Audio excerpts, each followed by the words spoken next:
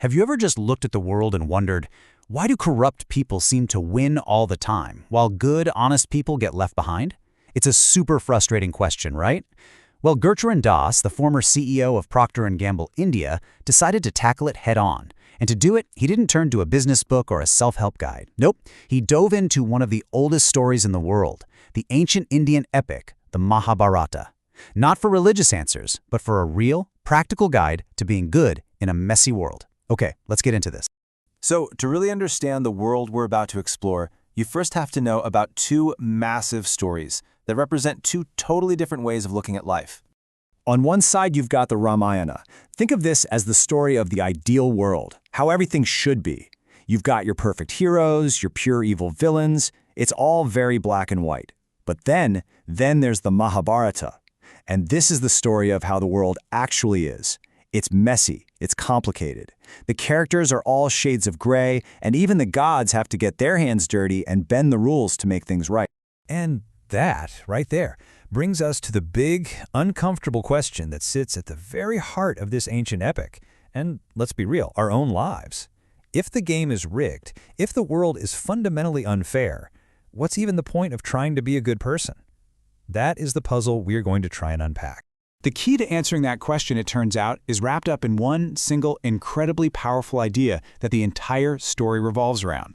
And that concept is Dharma. Now, we often translate this as duty or maybe religion, but it is so much bigger than that. A better way to think about it is righteousness. It's like the moral gravity that holds society and even the whole universe together. It's supposed to be our compass. But here's the catch, and it's a huge one. Dharma isn't some simple, easy-to-follow rule book. The text says it is sukshma, which means it's subtle. You know, right and wrong are almost never crystal clear. Is it okay to tell a lie to prevent a terrible crime? Should you keep a promise if you know it'll cause harm? This is the kind of moral messiness we all face, every single day.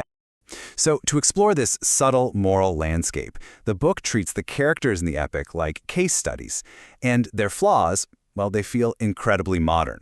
Let's look at three of them. First up, we have the story's main villain, Duryodhana. But he's not just some one-dimensional bad guy. He's a man completely eaten alive by a very human and very destructive emotion. What's just wild about Duryodhana is how self-aware he is. This guy is a prince. He has unimaginable wealth and power. But just listen to what he says after seeing his cousin's palace, which is just a little bit nicer than his. He's not miserable because of what he doesn't have. He's miserable because of what someone else has. And this just perfectly captures that envious worldview, doesn't it? It's that ugly feeling you get when a coworker gets a promotion, and for a second, it feels like a personal loss. Duryodhana was so convinced that life was a zero-sum game, that for him to win, his cousins had to lose, that he literally dragged the entire world into a catastrophic war. But doing something destructive isn't the only way to fail morally. Let's look at a failure not of action, but of inaction.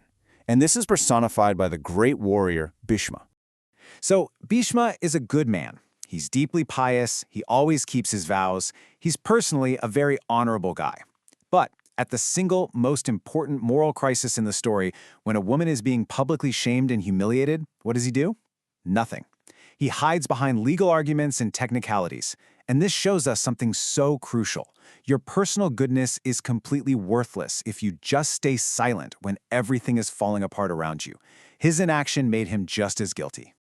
And for our third case study, we've got a feeling that drives so much of our modern world, that desperate, anxious need to belong. This is the tragedy of the warrior Karna. Karna is a phenomenal warrior, maybe the best, but he's constantly mocked and humiliated for his humble background. All he wants in the world is to be judged by his skill, by his merit. But that overwhelming status anxiety pushes him to make a fatal choice. He pledges his loyalty to the villain, Duryodhana. Why? Because Duryodhana was the only powerful person who accepted him. Even though he knew Duryodhana was wrong, his need for validation was so strong that it completely overrode his own moral compass. Okay, so after looking at all these deeply flawed characters, who is the actual hero of this whole epic story? Well, it is the absolute last person you would expect. The hero is Yudhishthira, And frankly, he is a terrible hero. He's not a great fighter, he's constantly hesitating, and he makes one of the worst mistakes imaginable. He literally gambles away his entire kingdom, his brothers, even his wife. So what on earth makes him the hero? It's not his strength or his perfection. It's something much simpler. He's the only character in the entire story who actually learns and evolves. He spends the whole epic trying to follow the rules, but by the end, he learns something way, way deeper. And this all comes to a climax at the very, very end. After a long, hard life, Yudhishthira finally makes it to the gates of heaven. And the only companion he has left is a stray dog that's been faithfully following him on his journey. The god Indra appears and says, "Welcome, you can come into paradise, but the dog has to stay outside. It's the rule." And in this moment, Yudhishthira, the man who spent his whole life obsessed with following rules, refuses. He chooses compassion for this loyal animal over his own eternal reward in heaven. And that was the final test. The dog suddenly transforms, and it reveals itself to be the god of Dharma. Yudhishthira had finally understood. The ultimate expression of Dharma, of righteousness, wasn't about blindly following a rule. It was about simple, unwavering compassion. So what does this ancient story, seen through this modern lens, teach us about our own lives? What's the final takeaway from all this? Well, the ultimate lesson seems to be this. Being good isn't about getting a perfect score or rigidly following some code of conduct. It's something much simpler, and honestly, much more profound. At its core, it is the attempt to just not be cruel.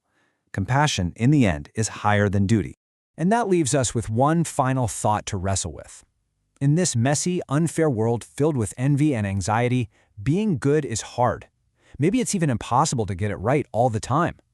But perhaps the constant, flawed, and evolving attempt to be good is the most meaningful project any of us can ever take on.